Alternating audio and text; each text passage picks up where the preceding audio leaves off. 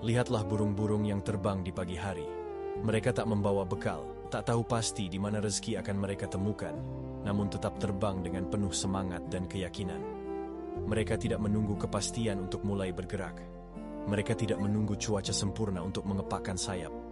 Mereka percaya bahwa selama mereka terus terbang, langit akan selalu menyediakan jalan. Begitu pula dalam hidup ini. Jangan tunggu semuanya pasti, jangan menunda karena takut gagal. Bergeraklah, kejar harapanmu, meski tertutup kabut keraguan. Seringkali kita terlalu sibuk menghitung resiko, hingga lupa bahwa keberanian untuk memulai adalah langkah pertama menuju keberhasilan. Seperti burung yang tak pernah menyerah pada angin yang kencang, jadilah pribadi yang terus maju meski kehidupan menghadang. Sebab siapa yang berani terbang tinggi di pagi yang dingin, akan menikmati kehangatan mentari yang terbit kemudian.